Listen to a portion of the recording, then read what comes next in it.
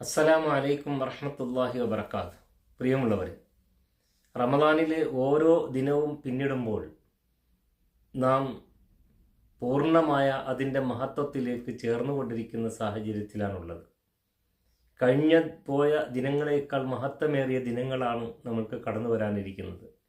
ഈ സന്ദർഭം നമ്മൾക്ക് വിശ്വാസികളെന്ന നിലയിൽ നഷ്ടപ്പെടുത്തുവാൻ നിമിഷങ്ങളേതുമില്ല. കൂടുതൽ നന്മകളിൽ ശക്തമായി വ്യാപൃതമാവുക എന്നതാണ് നമ്മുടെ പ്രധാനപ്പെട്ട ഉത്തരവാദിത്വം. അതിലെ ഏറ്റവും സുപ്രധാനമായൊരു കർമ്മമാണ് പ്രാർത്ഥന.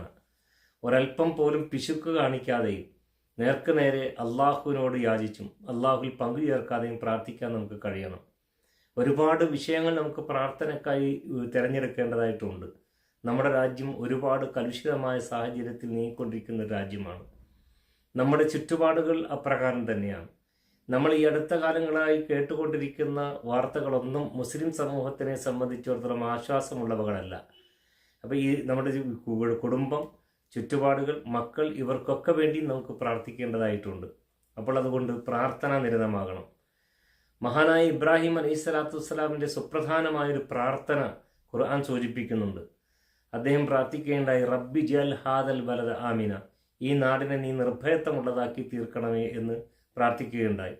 ആ പ്രാർത്ഥന പുലർന്നതിൻ്റെ ഭാഗമായിട്ടാണ് വത്തീനി വസ്സൈത്തൂനി വത്തൂരി സീനീന എന്ന തുടങ്ങുന്ന പാഠഭാഗത്തിൻ്റെ അടുത്ത വചനം പറഞ്ഞത്, വഹാദൽ ബലദിൽ അമീൻ, ഈ രാജ്യത്തിൻ്റെ ഈ നിർഭയത്വമുള്ള നാടിനെ തന്നെയാണ് സത്യം എന്ന് പറഞ്ഞുകൊണ്ടാണ് ഒരു കാര്യത്തിൻ്റെ സമർപ്പണം അള്ളാഹു പിന്നീട് സമർപ്പിക്കുന്നത്. അപ്പോൾ പ്രിയമുള്ളവരെ, പ്രാർത്ഥിച്ചാൽ ആ പ്രാർത്ഥനയ്ക്ക് ഉത്തരം നൽകുവാൻ അള്ളാഹു സന്നദ്ധമാണ്. പ്രാർത്ഥിച്ചില്ലെങ്കിലോ അള്ളാഹു പരിഗണിക്കുകയുമില്ല.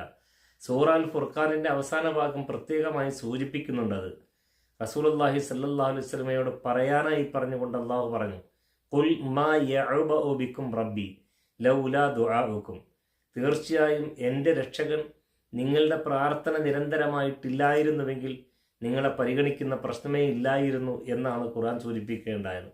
അപ്പോൾ പ്രിയമുള്ളവരെ, നാം നിരന്തരമായി വരുന്ന സമയങ്ങൾ വളരെ സുപ്രധാനമേറിയവകളാണ്.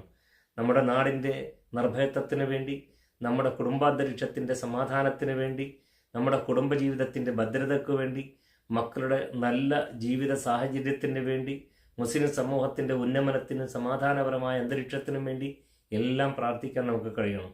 റബ്ബ് സുബ്ഹാൻ വരും ദിനങ്ങളിൽ പ്രാർത്ഥനാ നിരതമായ ഏറ്റവും സൂക്ഷ്മതയുള്ള ജീവിതം നയിക്കുന്ന സച്ചരിതരിൽ നാം ഏവരെയും ഉൾപ്പെടുത്തി അനുഗ്രഹിക്കുമാറാകട്ടെ എന്ന പ്രാർത്ഥനയോടെ അസ്സലാമു അലൈക്കും വറഹ്മത്തുള്ളാഹി വബറകാതുഹു.